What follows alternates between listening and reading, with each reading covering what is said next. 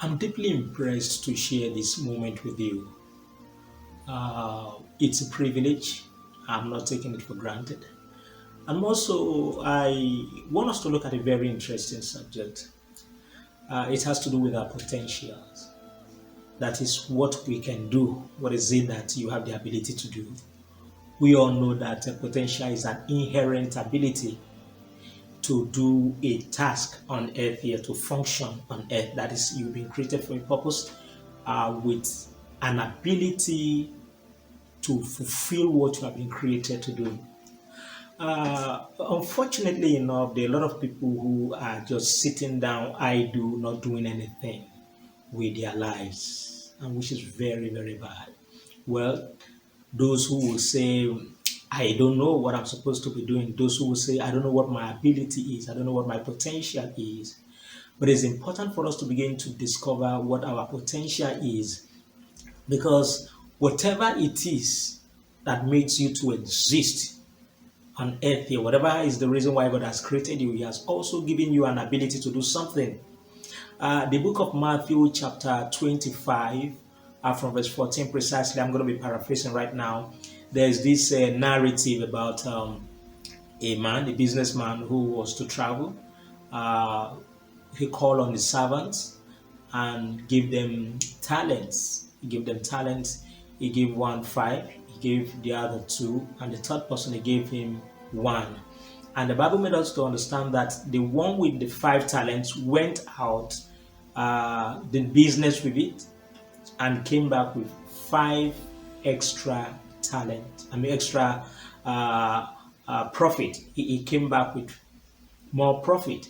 The one with 2 also came back with more profit. But the one with 1, the last man, went and hid what was given to him. If you look at it critically, I've always told people that life is not about us. Life is about God. Everything in life is about God. So whatever you and I are doing, we should be doing it from the perspective of God being the brain behind our existence, God being the very essence of our living. That is, He has created us for a purpose to do something. Now, you see, the ability given to you is not just to be protected, but it has to be, you have to be productive with it. You don't just protect it, but you have to be productive with it. You see, the man gave them the talent because this is my own thinking. Just imagine a businessman who felt, well, I'll be going away for about a month or 2, and why locking up the shop? Why closing up the business? Then he felt, okay, my servant, I'm committing this into your hands. I want you to trade with it. I want you to do business with what I'm giving you, so that when I come, you render the account, to me. And that was the mindset of the man giving them the talent. So God has put us here, and He has given us an ability, He has given us talent, and He wants us to trade with that talent. He wants us to use that ability that He has given us.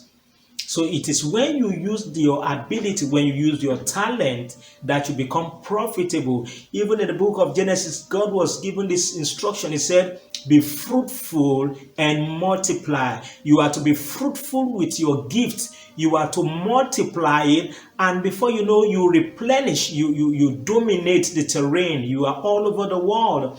So I tell people, we have been given something. There's something that you have been given. There's something God has given you. In the book of Exodus chapter 4, Moses had an encounter with God, and God had to ask Moses, so what is that in your hand? And Moses said, well, this is what I have in my hand. I have a rod in my hand. And God said, okay, let's see what you can do with this rod. Now your gift, your talent, your ability, I would like you to know, is your source of identity.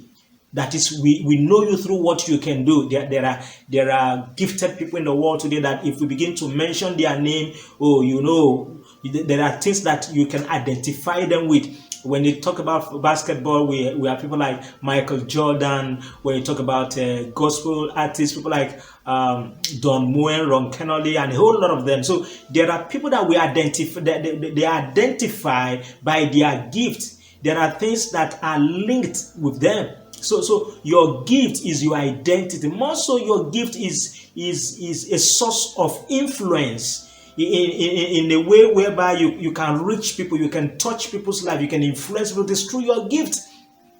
When people see what you are doing, it begins to have a positive influence in their life positively. If what you are doing is positive, is in line with the plan and purpose of God for your life, you begin to have a positive influence in the life of people. So if you are not doing anything, there is no way you can make impact in people's life. There is no way you can begin to influence people positively. So it's important for you to know what you have been given and do something with it. You understand? And the third point is this: your gift, your talent, your ability is your source of income. Is your source of income. When you solve a problem, then you are paid. You are paid for the problem you solve. I tell people that what we earn in life is commensurate with the problem we solve. That is how it's supposed to be. If you solve a major problem, you will be paid well. But if you solve a minor problem, you will just be given a tip. So your gift is your source of income.